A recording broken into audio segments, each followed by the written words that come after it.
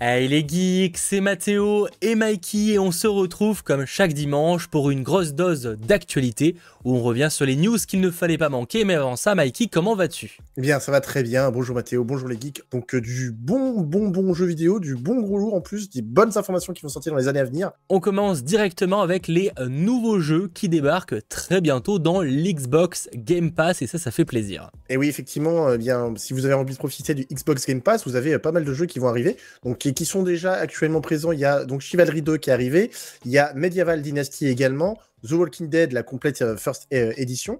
Vous avez également The Walking Dead saison 2 qui est arrivé. À partir du 11 octobre, vous aurez Costume Quest, Evil. À partir du 13 octobre, vous aurez le jeu Dyson Sphere Programme. Le 14 octobre, je sais qu'il y en a beaucoup qui attendent ce jeu, Scorn. Et à date de sortie, bien entendu, le 18 octobre, on aura Plague Tale Requiem. Deux nouveaux titres très attendus par les joueurs. Autre titre qui était attendu, en tout cas par une partie de la communauté des joueurs, mais qui s'est dévoilé officiellement cette semaine après différents leaks qu'on avait eu l'occasion d'aborder, notamment la semaine dernière, justement dans un récap gaming.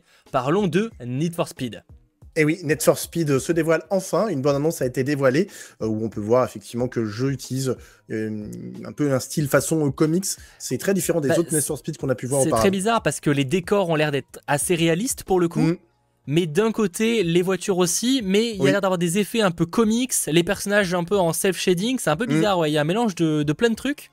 C'est ça, il y a un mélange de réel, de dessin, donc c'est assez surprenant, c'est original, je dois dire. Donc la original, c'est pas forcément bon signe, mais c'est original. Il n'y a pas un bon gros gameplay, comme on peut dire, mais ça arrivera bien entendu assez rapidement, puisque le jeu est prévu pour le 2 décembre 2022 sur PC, PS5 et Xbox Series X et S.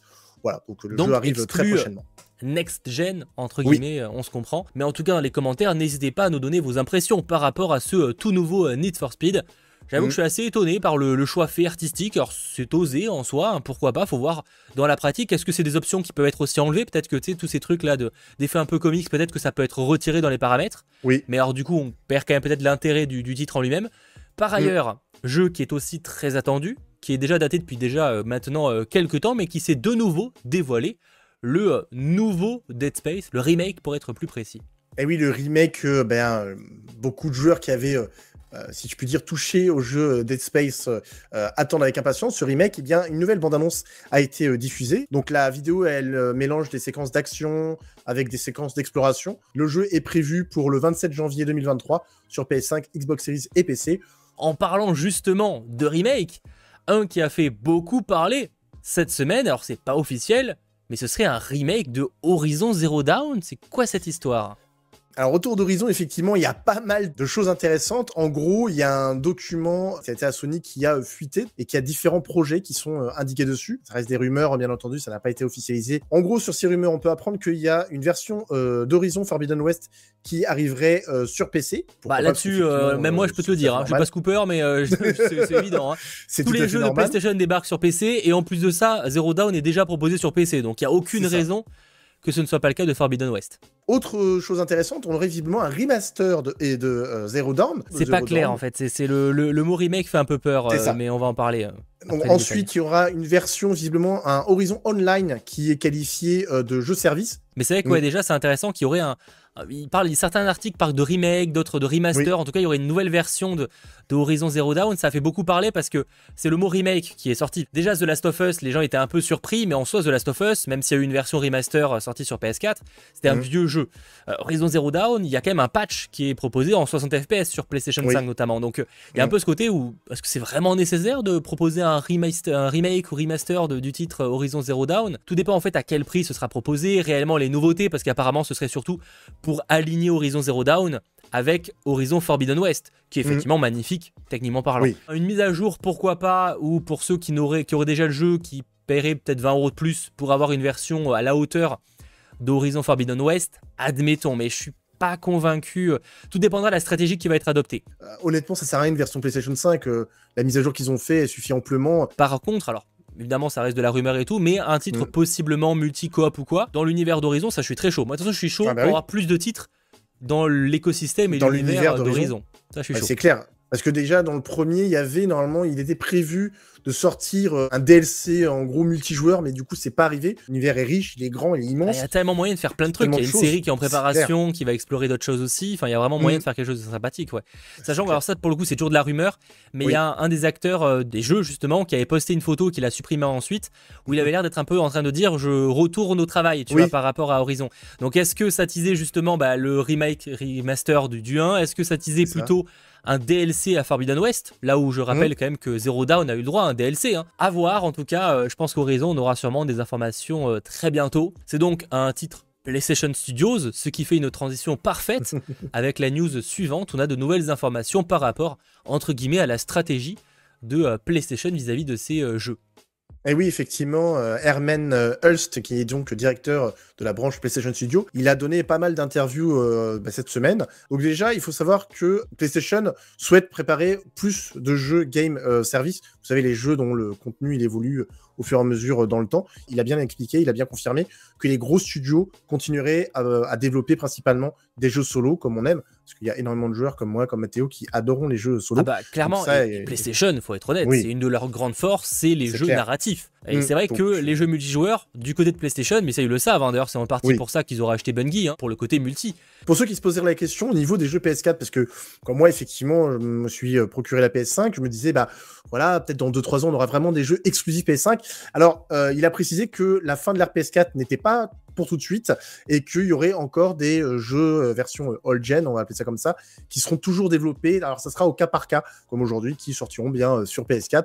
On le voit avec le Need for Speed. Il y a de plus en plus de titres comme ça, même hors studio de PlayStation, etc., qui sont complètement que next-gen maintenant. Même si c'est pas toujours nécessaire, d'ailleurs. Après, voilà, c'est un débat comme Gotham Knight, par exemple. Voilà, je pense exactement à ça. On pense au même jeu. Exactement. Donc, en ce qui concerne les portages PC, parce qu'il y a plein de joueurs, effectivement, qui attendent les jeux PlayStation sur PC, il a bien expliqué qu'il y aurait toujours au moins un an d'exclusivité des productions PS4 et PS5 avant qu'ils arrivent sur PC. Puis, sauf peut-être pour certains jeux à game à service, justement, où apparemment ils pourraient être lancés sur les deux en même temps. Autre titre qui a été un gros succès, c'était Death Stranding, mais là parlons de sa prochaine production à Kojima, justement. Il commence à teaser des choses et ça donne envie, Kojima, je l'adore parce qu'il fait des petites cachotteries, il joue un peu sur le secret, sur un mode qu'est-ce que je fais. Donc, il fait un teasing un peu de son prochain titre. On ne sait pas trop ce que c'est. Mais en tout cas, voilà, il avait diffusé récemment une image où il y avait marqué Who I Am. Et du coup, il a dévoilé le visage justement de l'actrice Elle Fanning, qu'on a vu dans Super 8, que j'ai adoré. Et, oula, ça commence à dater un peu, mais... Super 8, oui, ça date. Mais moi, j'ai trouvé... Parce qu'Elle Fanning, effectivement, elle a fait plein de trucs. Hideo Kojima aime bien jouer avec nos nerfs, donc moi, j'aimerais bien savoir c'est quoi comme jeu. Je pense que, j'espère en tout cas qu'il a vraiment... Tout est calculé. Sachant que sur ses réseaux, il avait partagé une photo où il était en plein montage.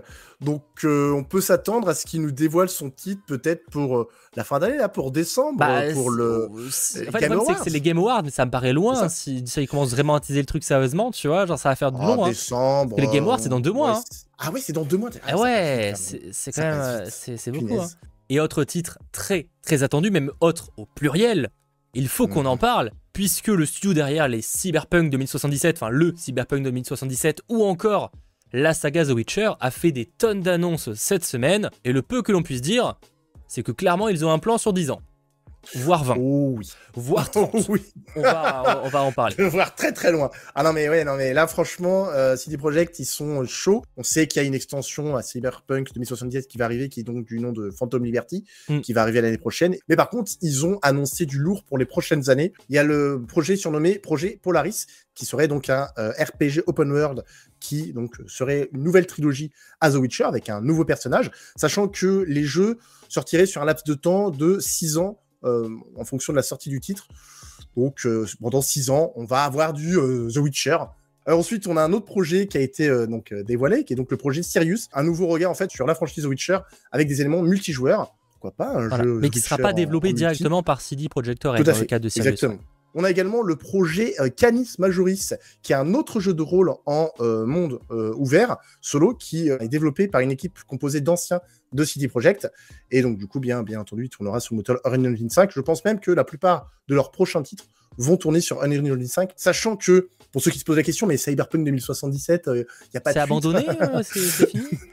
Non, détrompez-vous. En plus du DLC qui sort l'année prochaine, il y a une suite à Cyberpunk 2077 et qui sera donc dirigé par CD Projekt, qui est donc du nom pour l'instant de Projet Orion. Alors bien entendu, les jeux de code, enfin les noms de code, ça peut peut-être donner des indices sur quoi ça va être. En vrai, c'est le genre de truc, ça donne un indice quand tu sais le résultat, tu vois, genre Oui. c'est quand t'as toutes les informations, Des années tu te dis, avant, mais ça faisait une référence à ça, tu vois. C'est ça. Sans les détails, c'est impossible. En plus de ça, en plus de The Witcher, de Cyberpunk 2077, eh bien, CD Projekt travaille sur une nouvelle licence originale, qui est donc, en phase conceptuelle, bien entendu, pour le moment. Un nouveau titre, une nouvelle licence. Je suis curieux de savoir dans quel environnement ça va nous envoyer après un côté un peu futuriste avec Cyberpunk, côté fantasy, fantastique avec The Witcher. Est-ce qu'on va aller dans le présent? C'est ambitieux, quoi. Genre, très ambitieux. Les projets où c'est pas eux qui le développent totalement, pourquoi pas, mais... Oui, il y a Sirius et Canis Majoris qui sont développés par 2 autres studios. Est-ce que c'est une bonne idée comme ça de teaser vraiment sur... Le problème, c'est que c'est sur 20 ans, quand tu sais le temps qu'ils ont pris pour développer le premier Cyberpunk. Alors oui, peut-être qu'ils vont reprendre certains assets. Sachant qu'ils l'ont bien indiqué, tout ça a été partagé pour rassurer, entre guillemets, les actionnaires. Bien sûr, on se doute bien. Voilà, du studio. Il faudra voir, et j'ai hâte de voir ce que va donner cette nouvelle trilogie de Witcher, parce qu'en plus, avec le moteur Unreal Engine 5, je sais que... On sera sûrement à la version 7 d'ici que ça sorte, mais après bon, ils sont ambitieux, tant mieux. Et en vrai, qu'ils explorent l'univers de Witcher avec des spin-offs, ça je suis chaud par contre, ça c'est très cool. Ouais, l'univers est vaste, il y a tellement de personnages, et puis qu'ils repartent sur le même délire de The Witcher 3, ou mieux, encore plus développé, encore plus d'univers riche. Mais vous nous direz évidemment vos retours en commentaire sur cette news. J'espère en tout cas que ce récap gaming vous aura plu. Et si c'est le cas, n'hésitez pas à lâcher le petit pouce vers le haut, ça fait toujours extrêmement plaisir. Merci à Mikey pour toutes ces actualités. Et on se retrouve du coup dès la semaine prochaine, je l'espère, pour toujours plus de news. Bref, à très vite. Ciao tout le monde. Salut.